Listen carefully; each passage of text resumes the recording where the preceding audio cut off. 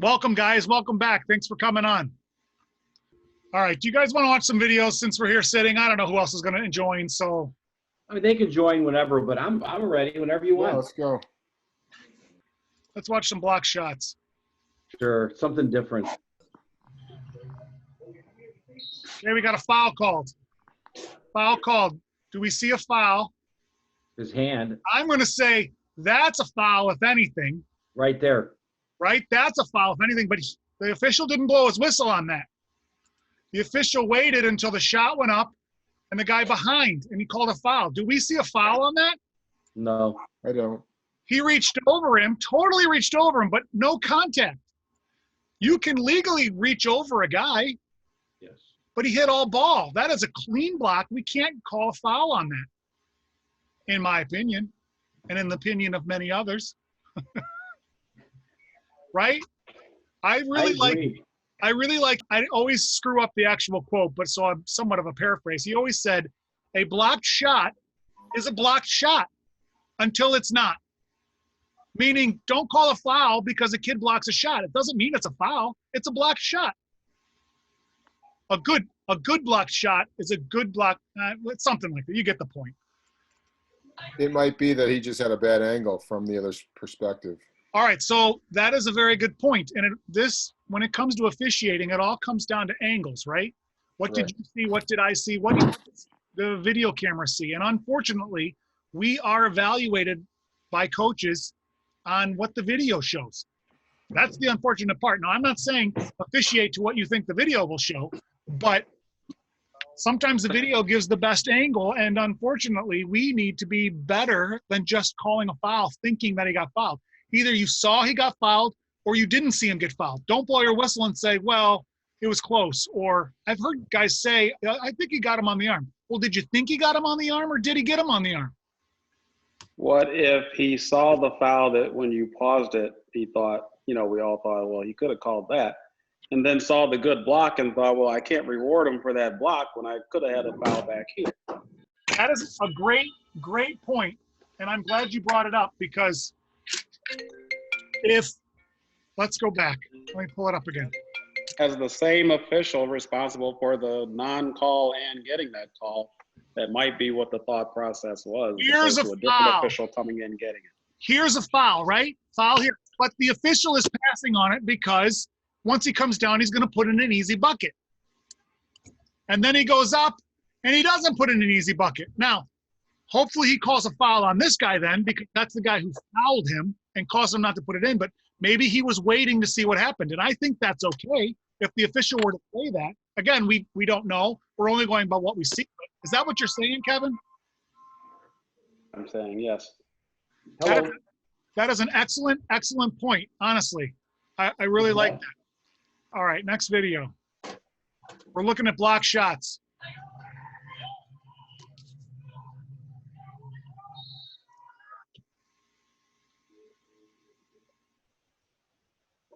There was no call on the floor on this, which is absolutely perfect. I'm talking about the block. Yeah. No call, and there shouldn't be a call because this is an excellent block. Not only does he get all ball, he's completely vertical, barely even puts his arm toward him. So that's an excellent job by the officials in this game. So what about when he turns and goes the other way? What do you think? Well, you mean incidental contact. As far as foul or incidental? It was close to a travel, but it doesn't look like he did. Right there. He lost the ball before he traveled. Yeah, let's look at this. Let me pause it here. He comes down, grabs the ball, and turns into the guy. And what does he do? He puts the ball onto the white player and loses the ball. I'm calling nothing on that. Right. Yeah, hit the white player's hip. I'm calling nothing on that. Does he end up hitting the white guy, knocking him over? Yes, but then who caused that contact? The white player, too. No, the white player, I think, is there. Oh, the other guy ran into him. The black jersey wore it, ran into him. The black player had the ball, so he doesn't need to allow him time or distance. He's there 2 feet on the floor facing his opponent. He's got a legal guarding position. See, right there, I don't think he has possession of the ball because I think he hits the guy's arm and he's losing it. So before he makes physical contact, I think the ball's gone. So I'm still calling nothing on that.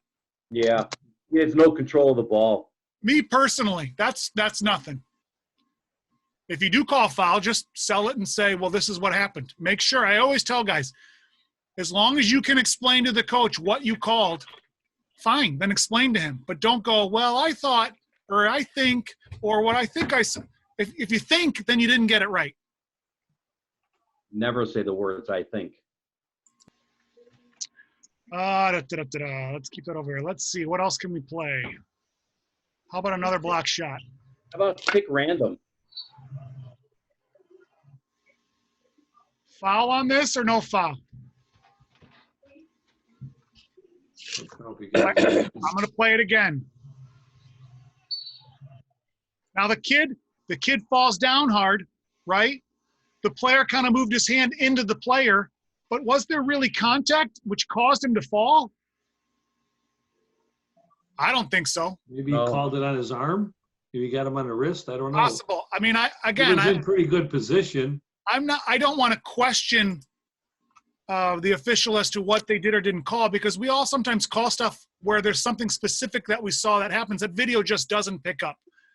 But looking at this video, this specific video, he reaches, there's no contact. Maybe he hit him on the shoulder, possible, but there's no contact up here.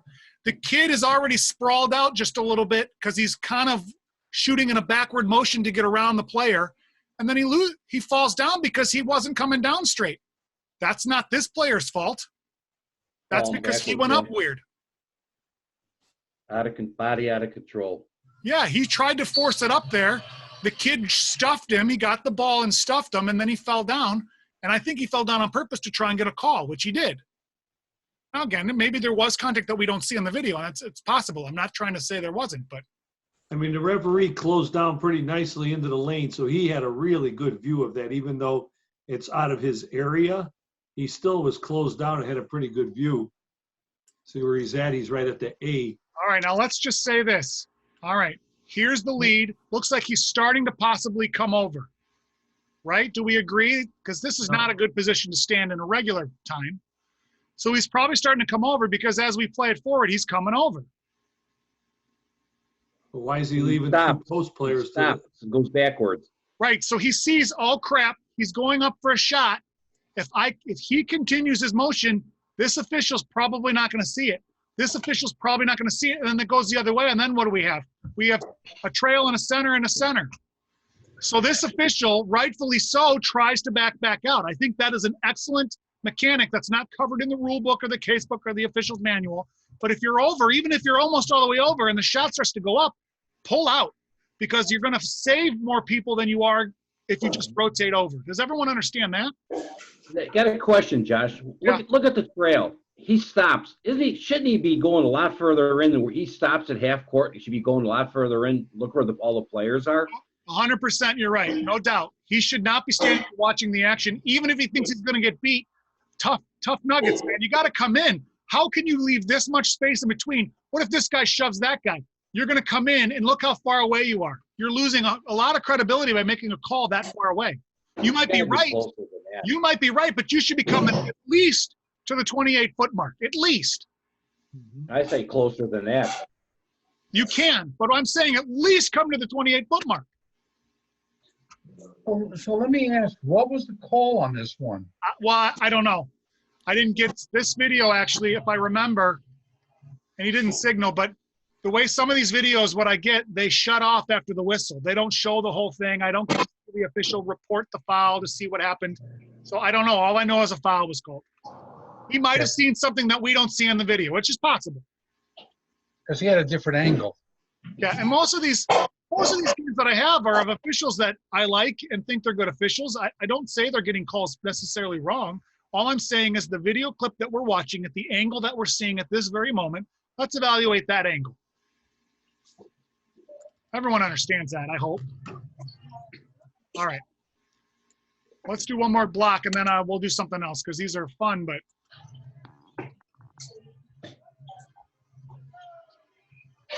Okay, now there was no call on this play. I'm going to play it fast and then slow. No call on the play.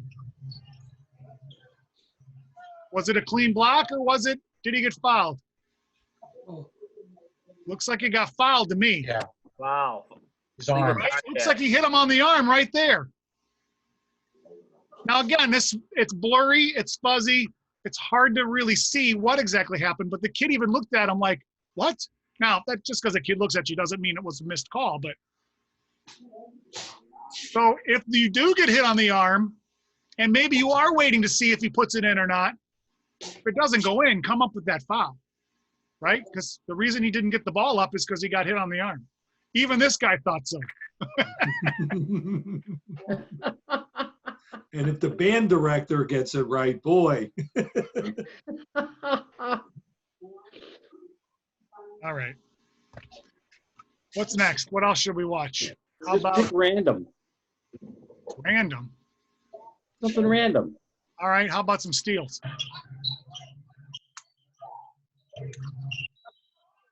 Hey, got a foul on the floor. Foul on the floor. Watch it again.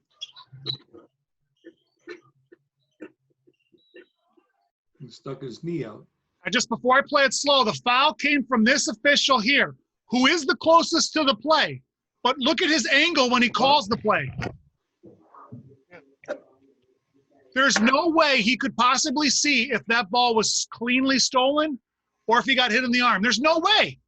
Because look at the way it is. He's looking right through the player. He sees the kid swing at him. He sees the kid make a swat, but he doesn't know.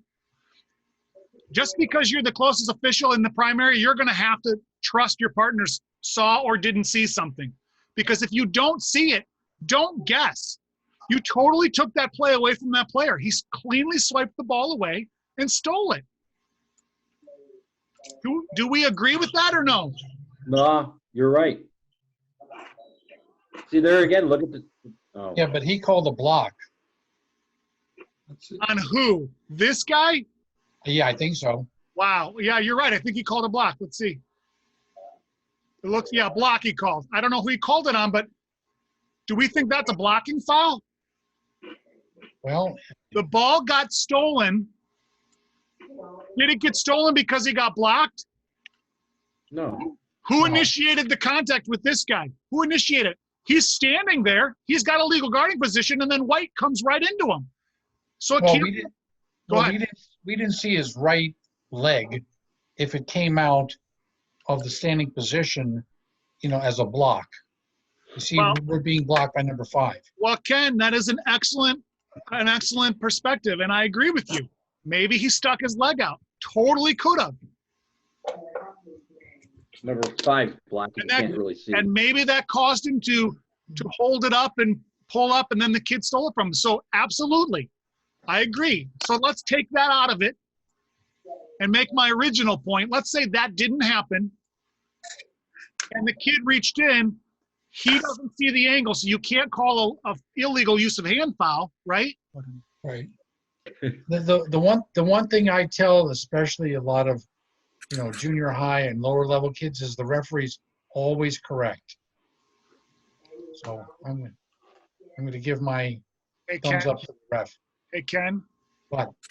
Don't be bullied by the referee. I've made calls before, and I told my partners I was 100%, and then when I got in the locker room, yeah, I'm not so sure. I'm kidding, of course. We all make mistakes. All right, here's another steal.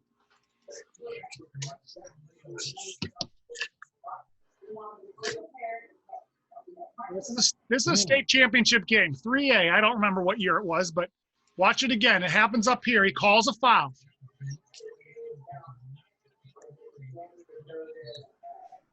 He says he got him on the arm. Let's see what happens here. We got a different view. Did he get him on the arm? No. The camera angle is perfect on this. He reached in and totally poked it out. That is not a foul. Wow. And I understand 9 times out of the 10, it's probably going to be a foul. I get that. But don't call a foul just because 9 times out of 10 it will be. Know what happened and evaluate the play on what happened. This kid's upset too because he knew he totally stole it. Yeah, sometimes it happens so fast, you blow the whistle, you go, oops. And that's true. And sometimes we do blow our whistle and we know we got it wrong as soon as we blow it, but we got to report it, right? We're not going to go in and say, whoa, whoa, whoa, wait. Okay, sorry. Just kidding. April Fool. All right. One more steal, then we'll go to another category. All right, now this one has been happening all night. This is my game. This has been happening all night, and the Bartlett coach kept saying, why are we not getting that foul? But look at this play. Again, did he foul him? Let's see. It looks like he poked it pretty cleanly. Did he hit him on the arm, which caused him to lose the ball, or did he hit the ball and, maybe a little incidental contact on the arm? Did he hit the ball and knock the ball loose? That's what I think happened in this play. Was Bartlett Streamwood? I like to see if he kind of wrapped his one arm around his backside there. Didn't look like he did. No, he just maybe reached in and hit the a ball. little bit. That's a good point, and that's possible to be a foul, but it didn't really inhibit the player, in my opinion, even if he did here. What he did was he poked it out, but the kid, look the way the kid reacts. Now he throws his arm out right there. It got knocked loose. Now I'm going to throw my arm out like, oh, man, that's a kid acting. That kid is trying to tell his coach, oh, I didn't lose the ball.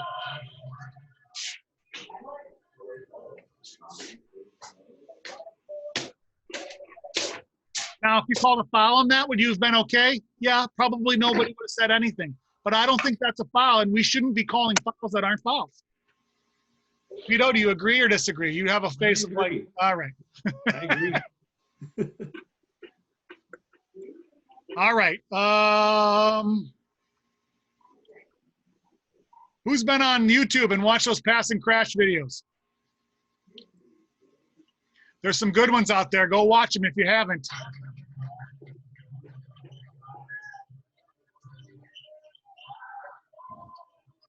All right, did you see that? I'm going to play it again. Now, just keep in mind, this isn't necessarily a pass and crash. Looks like it was a crash then pass, but same category.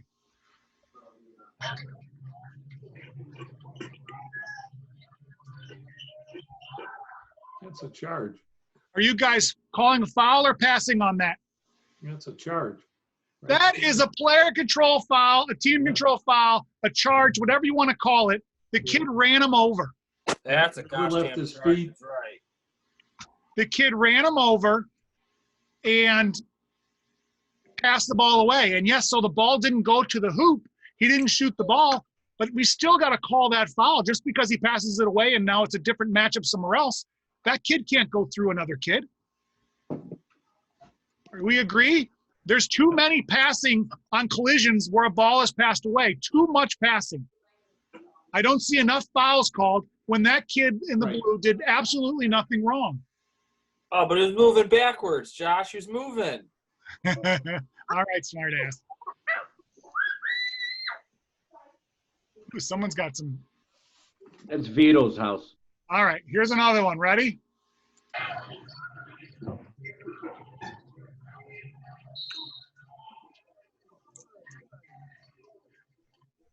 This one was on YouTube, if you've seen it or not. The kid is standing there for literally a second or two when he gets run over, and the official calls a block.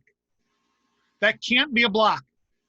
If you're going to pass on it, I'm still going to say call a foul, but if you pass on it, at least you can say, as I talked to this official, he said, at the time, I thought the kid flopped, so I gave him a block. But then pass on it, in my opinion, unless the kid's guess is flopping all night and you want to make an example of him. We've all done that before, too.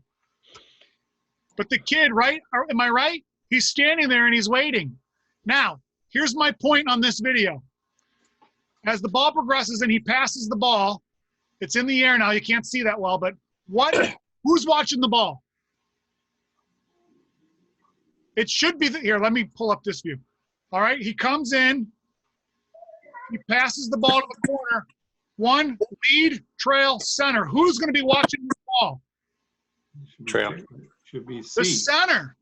That's Right. the center's area. And when the ball is in the center's area, the center needs to watch the ball in his primary area, or whoever the official is, their area is always the ball. The ball always takes priority over everything else. Doesn't mean you can't see something else secondarily, but your primary focus is on the ball. So even if he takes his glance off of this for half a second because he's following the ball like he should, he may not know how the player got there. And so when the collision happens, well, I'm going to call block because he didn't know that he was been standing there.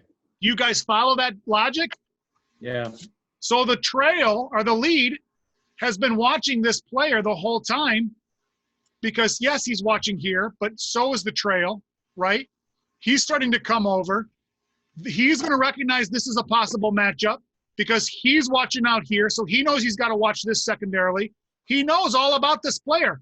This player's all set up. He's watching it. So when it happens, he knows what the right call is. It doesn't matter if your partner calls a call. It doesn't matter whether he got it right or wrong. We're all together, right? Right. And if you watch this official talking to the player over here, shaking his head, saying, hey, calm down, because the player was upset about the call, then our job as officials is to make sure all the other players, whether we're right or wrong, don't overact and then end up getting a different kind of foul. You guys understand? First of all, Josh, I think the lead should have been going over because you had two post players down in the low block and the ball was on C side. So you're leaving C with, look how many players C has responsibility for. You got two guys with 4 players and C over there with the rest of them. 6 All right, players. so I don't necessarily disagree. However, I want to say this. Yes, the lead is here. And if the lead starts to come up to do this That's matchup. the C. You mean the C. What did I say? The center. The center's here. And if the center comes up because he wants to get a closer look, then the lead definitely needs to see that and come over. Yeah, he's initiating the rotation. However, if the ball literally just came over the half-court line and we're waiting to see what happens with the ball, don't rotate just because you're over here. There's a player here and a player here. Whose area is this? The lead has 4 players he needs to watch. So the lead has got, not like he's got nothing to watch, right? Now as the play progresses, and they've now moved out, he's only got 2. Yes, the lead should start coming over to possibly think about rotating. But are we going to rotate when the ball is way up here? No. No, we're going to wait for it to come down more or settle. Or if these guys come over, then we could rotate depending on the players. So as this play comes down, now when a play is coming down to the lane to be a possible shot, should we rotate? No, we don't want to rotate if a shot's going to go up because then we're all going to be discombobulated and this guy's not going to catch it and this guy's not going to catch it and we're going to have 2 centers and a trail. So I think it's okay we didn't quite rotate because the play was coming in. We're waiting for it to happen. This just happens to be one of those plays where the ball and the collision happened in the same primary area as the ball was passed to. Almost every video clip that I've seen on passing crashes, the ball goes out of the area that the crash happens. So literally the center or whoever this play to the center has to see all of this and evaluate all of it. And it's impossible. It really is a very difficult thing to do if you've got to see 4 different players in 4 different areas. What? Okay. You know, Vito, even though can you hear me? Yes. Even though I agree with you, Vito, that if I were the lead, I would be coming in sooner, all right? But I think looking at this, because of the zone, it was a center call, unless the lead with the angle saw something seriously different. Well, you never want to reach as the lead all the way outside of the lane, and that's what he would have been doing. Look where it happened. It happened outside the lane, which is way inside C's area. Yes. However, in this situation, I think it would be okay because the center, we need to recognize the center is pulling his attention away from the lane. Now, again, we can talk about how you should do this and you should do that. It's easier said now than it is during a game. But what the center should do is pause and wait because he's not so sure what happened. Let one of his partners get it. And if they don't have a whistle and you want to come up with a whistle, fine. Have a delayed whistle on that. Okay. I don't fault the center for blowing his whistle and come up with a block because someone had to call something. Anyway, it's a good play to watch. clarifying question, if you don't mind. Yeah. Vito, you said never. Did you really mean more like typically you don't want to come all the way across the lane? Reaching across? Yeah. Yeah, I mean, because they say that the percentage of reaching across, all the way across and all the way outside of the lane, because what is the lead's area? Half the lane, Half the lane. Yeah. right? So that's way outside his area, plus it's outside the lane. Now, it is off ball, as Josh said, so nothing is cast in stone, because what's the C doing? He's kind of watching the ball. Now, nobody is on number 2 there in the corner with the ball, right? I think he has the ball, right? Yes. Yeah. Okay, so no one's on him, so he could kind of see both of them, you know? But anyways, he did come in with the call, and he called a block, right? Josh? Yeah, so the question, really, the answer to the question is never say never, never say always, Right. or never say always, right? But Right. to Vito's point, and it's an excellent point, and I talk about it in some other videos that I have, is when you call out of your primary area. Now, I realize the NBA is a little different. They're better officials. They're supposed to be than us. But the statistics show, I think it was like 80, maybe 90%, they get the call wrong. Because when we reach out of our area, we don't see the play as it actually happens. We only see our perception. There's a reason that each official has their primary area, because the angle that they have in that primary area is the best angle to have when plays happen. And so when you reach out, doesn't mean never, but usually you want to stay in your own primary because you're going to be more accurate in your call. I think that was Vito's point, right? Yeah, or at least you need to give the primary coverage. As we talk in all our pre-games, when I have a pre-game, it's stay in your primary, work your primary. And I could tell you, you know, I've done a lot of varsity now, you know, for many years now. But when I first started, I was out of my primary and said, well, no, it was a foul. But you know what? When you start looking at the films, you realize, oh boy, I was wrong. And I think of like guys that I said, you know, hey, was it a foul? Yeah, but let me live or die with that. And you start to see why, because then you realize you're not watching the things that you are. And Mark Davis, who's an NBA ref, where Mark Davis said he made a thing himself and said one year, I don't remember what year it was, I'm going to just stay in my primary. And the NBA refs get critiqued like no tomorrow. And so do Division I refs. I mean, they can lose assignments if they make a lot of mistakes or only a couple mistakes. They can lose their assignments. Pretty tough, you know. We don't lose our assignments, luckily. But this Mark Davis said he started telling himself, I'm staying in my primary. And he found he made less mistakes, you know, by staying in his primary. So just something to think about. All right, let's watch one more, and then we'll go to another topic. Okay, no call on the play. No call. Here it is again.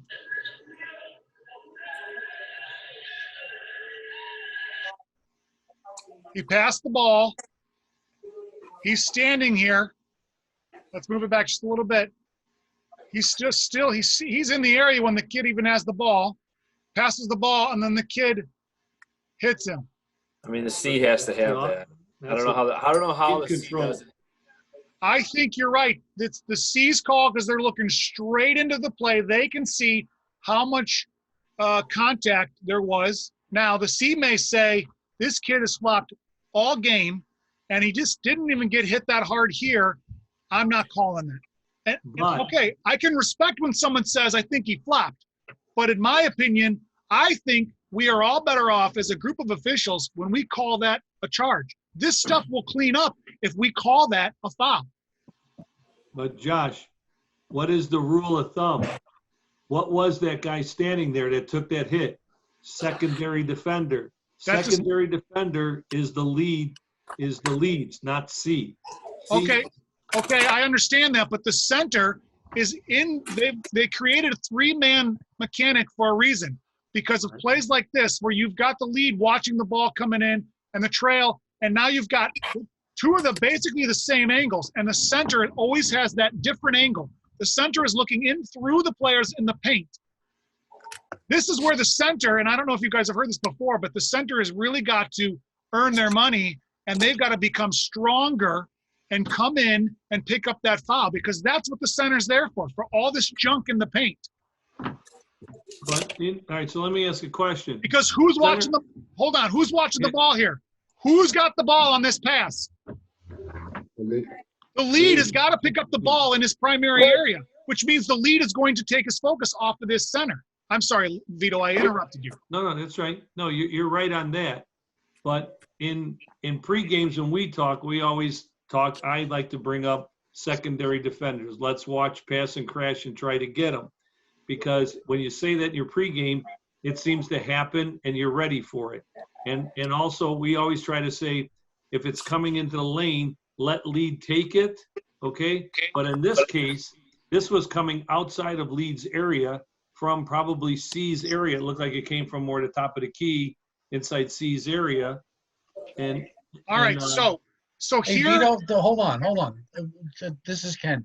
Vito, do me a favor and explain that word secondary again to me, because I may not even know what it means. So this player number 0, I think it is. It's kind of hard to read.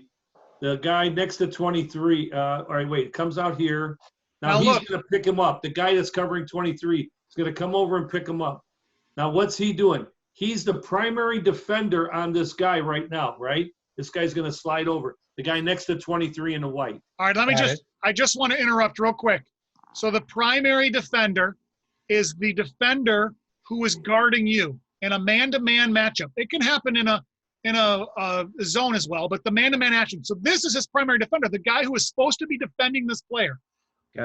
All these guys to this player is a secondary defender. If he gets beat like he did. No, but Josh, my point is, now this guy comes over, he becomes primary defender. That guy's out of the picture. This guy 0, who was covering 23, slides over, becomes the primary defender, which C here should have stayed with him, okay? And then lead should be taking the secondary defender, the guy that took the charge.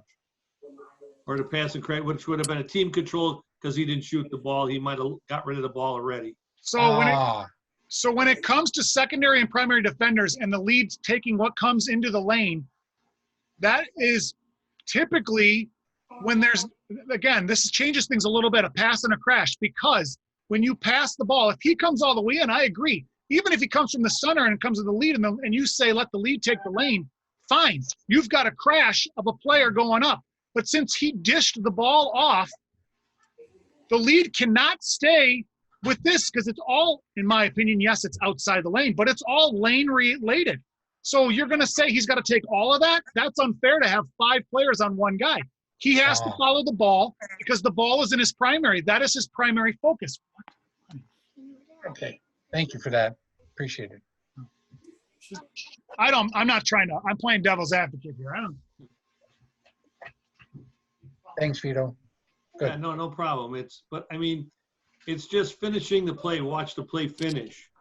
And that's what you have to see. So we always say, coming in the lane, try to let lead have first shot and then C come in after, because C, a lot of times C actually sees it better than the lead does, but we let lead have the first shot because the lead's going to come out firing with the charge, block, or whatever, So we always say outside hold if you have a foul, if you have a whistle and you hear another whistle, hold your whistle. You could always come in and make the call. But outside, we always say hold and let lead take the first shot. Right. Yep. Thank you. Because most people sell from lead, then they'll try to sell a charge from the center or trail. Okay. All right. Go ahead, Josh. All right. Now, one more category, and then I'll let you guys go because we started late because of this whole debacle. All right. This is what I'm working on now. This is another thing that I see a lot of problems with, player control fouls and letting dribblers get away with murder. We let dribblers get away with way too much just because they're dribblers. First example.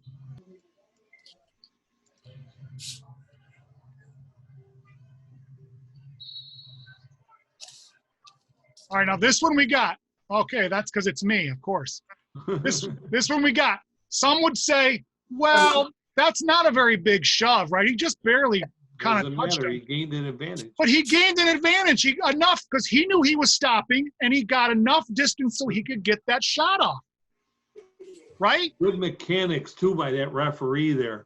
Wow. Hey, can I see those mechanics again? That's terrible. No, I know it's Aren't you good. supposed to raise your? There's the foul, player control, team control. Did I get it I right? like it. Good mechanics. Let's try this one.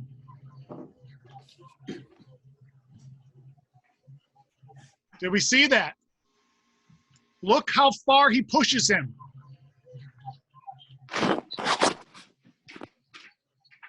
I'm not sure how much. Well, maybe it was a push. Yeah. That is a shove. Yeah. It's And hard you know to what? tell. You could say, well, he didn't go up for a shot, or he pulled up and stopped. But if you allow that there, then when he does go up for a shot or when he does try to pass to someone, you're going to have to let it go there. And that's not fair either. Please look at it again, because my opinion is that they were both moving in the same direction. I don't know how much of an impact this push was. Now let's look here. He's Yeah. not any longer moving toward the player. He has a legal guarding position. The path is this way, right? So if he comes into him, but he's allowed to move this way. And there wasn't any contact until number 2 pushed him off. That is a foul. Okay. That's a foul. We got to call that. It sets a precedent. All right? Yep. Let's try this one.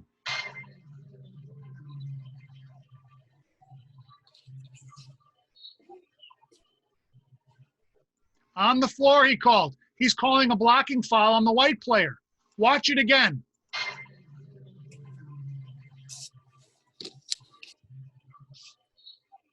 What is the defender doing? What's the defender doing wrong? Let's watch it slow. He didn't do anything wrong. He's running with him. He's running with him. He just got pushed. He just got pushed again. Yeah. That is a foul on the dribbler. I'm sure Glenn liked that call. You cannot reward a dribbler with a block. I don't like a no call either, but at least if you call nothing, all right, you called nothing, but you just penalize this white defender for trying to defend legally. That is a foul on the dribbler, and we've got to call it a foul. Everybody see that? Mm-hmm. Same game. He just shoved him off. Now, yes, did it do anything to the game at that particular moment? No. And having a no call, I guess you could say, well, nothing happened, right? But you are setting a precedent that you're going to allow that kind of activity. And in my opinion, that's a bad precedent to set. I think if you passed on that, which I think a lot of officials may because of where it's at, and he didn't gain an advantage, the kid got back, he slowed it down. You talked to the kid later and said, hey, watch the chicken wing, keeping that up. I gave you a pass. And you talked to the kid, you know, if you did give him a pass, because obviously if there was no foul there, they gave him a pass. You want to know what my opinion is? And I do this in my games. And like you said, Vito, I've passed on this before too. We all do it. But I shouldn't, in my opinion, I shouldn't pass on them, because when I do call them, even little ones, and the coach even says, well, what did you have? Coach, he shoved him. He shoved him out of the way. And what's he going to say? Okay, then he doesn't do it again. And if he does do it again, call it again. The kid will correct his action, or he's going to sit on the bench, and then you don't have to call it again. No, you're right. I'm not saying You're giving not right him or wrong either way, I think. You yeah, know? if you give him a talking to, I suppose that could help, and I'm okay with that.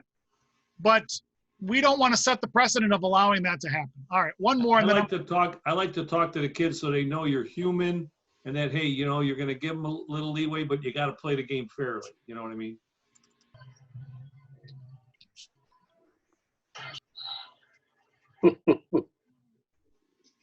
SOA? Good call. That's a good call. Now, the call is definitely the right call. Definitely, right? However, I want to point this out, and I'm not diminishing Kevin's call because he got it right. It was totally a player control foul. But look how the kid totally acted to help sell that call. Right? I mean, come on. Did he have to do that? Now, maybe he does because other officials don't call it. Maybe. Right. But we need to be aware that a lot of times players will do this huge action and fall down like I just got shoved. And yes, our job is then to rule, did the contact knock him over or not? Well, I mean, here's the whole thing. Think about it. A lot of times that kid plays good defense and doesn't go down, you got nothing there, right? That kid doesn't go down, you got nothing there. But because he went down, that helped to make the call that you got something. So I think sometimes when they don't go down, probably could have gotten a charge if they went down, but since they didn't, you know, they stayed in legal guarding position, you play on. It's boys, you know. But I think that was the right call for sure. Another good call. The kid leans into him, shoves him out of the way so he can do a little step back or whatever and shoot.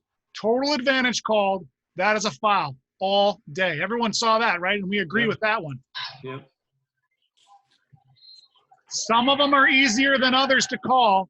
But my point is, whether it's big or little, and yes, we have to make that judgment every time. If they create even a little bit of space, especially if they get a shot or a pass off, that's a foul because they wouldn't have had that space to make that action afterwards. Yep. All right. Well, I'm sorry it was a rough start, guys. I don't know if I got this fixed or not, but it seemed to be working okay today after we rebooted. So maybe I'll have another if you guys want. Maybe we'll have one more before June hits. We can test it out again with more people and we'll see. But thanks for coming back on. All right. Thanks, Have a guys. good evening. Stay All right. healthy. All right, later. We'll see you soon. All right, bye. Yes.